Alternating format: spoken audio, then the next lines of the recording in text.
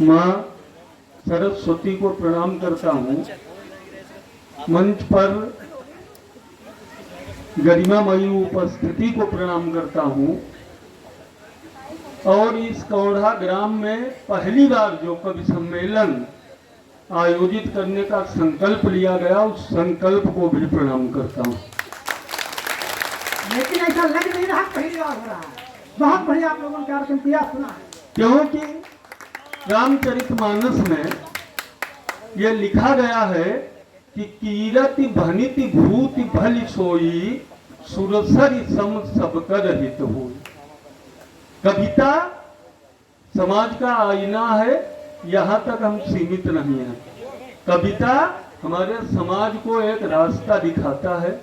कवि जो दिया जलाता है, उस प्रकाश में, उसके प्रकाश से हमारी अज्ञानता, हमारा अहंकार, हमारे जितनी भी मानवीय अवगुण हैं वो दूर होते हैं। ये काम कवि करते चले आ रहे हैं और ये कवि धर्म भी है। यहाँ का जो आयोजन है, यहाँ के संयोजक आदरणीय श्री करुणेश दादा के स्नेहिल आमंत्रण पर हम आपके गांव में आए हैं। संयोग ऐसा है कि विवेक जी हमारे सहपाठी रहे हैं, हम लोग एक साथ ही CSN कॉलेज में पढ़े हैं। तो ये कार्यक्रम हमारे लिए और भी एकदम अलग हो जाता है, आत्मीयता से ओतप्रोत हो जाता है। एक बार जोरदार तालियां आत्मीयता के नाम से लगानी चाहिए। हम आप लोगों के बीच में थोड़ा सा 4 पंक्तियां रखता हूँ ताकि मेरा काव्य का परिचय आप तक पहुँचे कि मैं क्या लिखता हूँ। गौरव भारत का लिखता हूँ, जानबूझकर जिसे छिपाया, जो पढ़ना था इस पीढ़ी को नहीं पढ़ाया नहीं पढ़ाया। गौरव भारत का लिखता हूँ, जानबूझकर जिसे छिपाया, जो पढ़ना था इस पीढ़ी को नहीं पढ़ाया नहीं पढ़ाया। भारत एक खोज ना लिखता, ना महान अकबर लिखता हूँ, लिखता हूँ राणा का पौरुष जिसको पुरखों ने है गाया।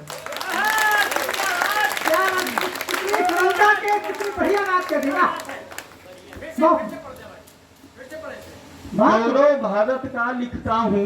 एक बड़ा दुख है कि जब कभी हम अपना पाठ्यक्रम खोलते हैं तो पाठ्यक्रम में जो मेरे मानक होने चाहिए, जिनको हम अपने जीवन का आइकॉन बनाएं, जिनके रोल मॉडल बनाएं, वो मुझे हमारे पाठ्यक्रम में नहीं मिले। ये मेरा दुर्भाग्य रहा।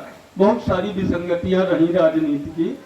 तो गौरव भारत का लिखता हूँ, जानबूझकर जिसे छिपाया, जो पढ़ना था इस पीढ़ी को नहीं पढ़ाया नहीं पढ़ाया। भारत एक खोज ना लिखता, ना महान अकबर लिखता हूँ, लिखता हूँ राणा का पौरुष जिनको पुरखों ने लगाया।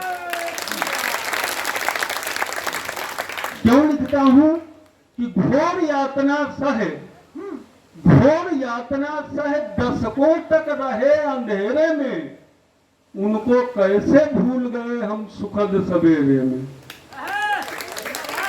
इस देश को आजाद कराने में कितने बलिदान, कितने लोगों ने प्राणों की आहुतियां दी, आप लोगों में से किसी से छिपा नहीं, लेकिन उनको हम नहीं भूल सकते क्योंकि मेरे रोल मॉडल हैं वो, और मैं जब तक कविता लिखता रहूंगा तब तक उनका जिक्र करता रहूंगा।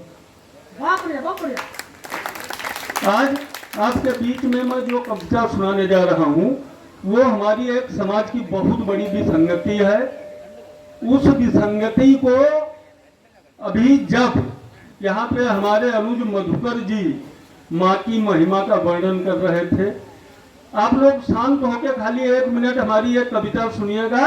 ये समाज की वो विसंगति है जिसके लिए पूरा विश्व आज भी संघर्ष कर रहा। उस विसंगत की ओर आपका ध्यान ले जाना चाहते हैं। आज हमारी माँ पूजनीय है। आज हम दुर्गा मंदिर कमेटी में के प्रांगण में कवि सम्मेलन कर रहे हैं, लेकिन मेरे मन में एक प्रश्न है और वो प्रश्न आप लोगों के बीच में कविता के माध्यम से साझा करता हूँ। मैं ये कहता हूँ कि जब माँ पूजनीय है तो जब वही माँ एक बेटी के रूप में आपके घर में जन्म लेती है तो आपका मुख मलिन क्यों हो जाता? बहुत सही प्रश्न है, बहुत बढ़िया प्रश्न। ये इतनी बड़ी सामाजिक विसंगति है कि जब हम पढ़ते हैं कि बेटी पढ़ाओ बेटी बचाओ, जब से देश आजाद हुआ, यहाँ पर बैठे हुए इतने लोग, नया बेटा चले गए उससे। जब से देश आजाद हुआ यहाँ पर बैठे किसी आदमी ने ये नारा सुना है कि बेटा पढ़ाओ बेटा बचाओ? ये नारा समझ में नहीं आया। क्यों नहीं आया? क्योंकि हमने बेटी को स्वीकार नहीं किया। आज मिशन शक्ति के रूप में, नारी सशक्तिकरण के रूप में कितने कार्यक्रम कराए जा रहे हैं। सरकार, गैर सरकारी संगठन बोलते हैं कि यदि महिला सशक्त तो देश सशक्त, लेकिन ये होगा कब? ये होगा हमारी धारणा बदलने से। आज ये नन्ही मुन्नी बिटिया बच्चा लोग सब यहाँ बैठे हैं, इनकी एक पीढ़ी ऊपर हम चले जाएं तो गांव में हाई स्कूल पास लड़कियां नहीं होती थी। क्यों? तो उसी वेदना को गीत के माध्यम से गाते हैं, ज्यादा बात नहीं करते। बेटियों का बाप बन इतरा रहा हूँ, प्रश्न मन में है उन्हें सुलझा रहा हूँ। संतति के नेह में है क्यों विभाजन, इस विसंगति को हृदय से गा रहा हूँ। बेटियों का बाप बन इतरा रहा हूँ। प्रकृति के द्वारा रची संतान जाति, हम आपको नहीं पैदा करते ना। प्रकृति के द्वारा रची संतान जाति, पुत्र भाता पुत्रियां फिर क्यों न भाती। प्रकृति के द्वारा रची संतान जाति, पुत्र भाता पुत्रियां फिर क्यों न भाती। हूँ अचंभित सोच कर इस बात को मैं, आप सबको भी वही बतला रहा हूँ। बेटियों का बाप बन इतरा रहा हूँ। आगे की चार पंक्तियां देखें। वाटिका में जब हमारे फूल खिलते, आत्मा से हम सभी स्वीकार करते। वो खिला चंपा या गेंदा हो चमेली, वो खुशी माली की मैं बस गा रहा हूँ। बेटियों का बाप बन इतरा रहा हूँ। ये जागरण यहाँ पे माता जी का हुआ है, इसलिए हम कौड़ा की धरती से इस नारे में एक नारा आज और जोड़ना चाहते हैं। बेटी बचाओ बेटी पढ़ाओ में हर दिशा में है लिखा बेटी पढ़ाओ, हर जगह पर है लिखा बेटी बचाओ। ये उभय नारे अधूरे रह न जाए, इसलिए बेटी को मैं अपना रहा हूँ। यदि आपकी प्रबुद्ध उपस्थिति में इस नारे के साथ एक शब्द जुड़ जाए कि बेटी पढ़ाओ बेटी बचाओ, उससे पहले बेटी अपनाओ। क्यों अपनाओ? क्योंकि हम मनुष्य हैं, हम ही लोगों ने ये भेदभाव किया। अंतिम बंद है इस कविता का, मैं आपका पूरा ध्यान चाहूंगा। हम नदी का भी हृदय से मान करते, सिंधु पर भी हम सदा अभिमान करते। अन्य जीवों में कभी यह भेद देखा, गाय कभी दुखी होती भैंस कभी दुखी होती?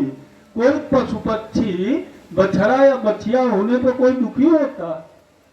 लेकिन हमारा मनुष्य समुदाय, हम आधुनिक लोग, हम मॉडर्न लोग, हमारे चेहरे पे आज भी बेटी होने से हमारे घर में एक निराशाजनक माहौल बन जाता। हम नदी का भी हृदय से मान करते, सिंधु पर भी हम सदा अभिमान करते। अन्य जीवों में कभी यह भेद देखा, तुम मनुज हो मनुजता दिखला रहा हूँ, बेटियों का बाप बन इतरा रहा हूँ। बहुत अच्छा लगा, बहुत ध्यान के साथ आपने कविता सुनी है। आपकी ये जो सुनने की शैली है वो प्रारंभ में है, और उससे श्रीकांत दादा ये नहीं लगता कि यहाँ पहली बार हम लोग सही बात है, बिल्कुल बिल्कुल है। एक बार अपने भी धन्यवाद दीजिए। एक गीत का दो बंद पढ़ के मैं अपना स्थान लेता बिल्कुल हूँ। बिल्कुल पढ़िए जी। ये जो कुर्सियां खाली हैं, आप लोग आगे आगे बैठ जाइए। जाग जाते अगर वक्त पर हम सभी, जागना तो पड़ेगा कभी ना कभी। जो भी आदर्श हैं, जो भी उपदेश हैं, मानना तो पड़ेगा कभी ना कभी। बहुत सही। कितना आसान है कर्म पथ छोड़ना, कितना आसान है सबसे मुंह मोड़ना।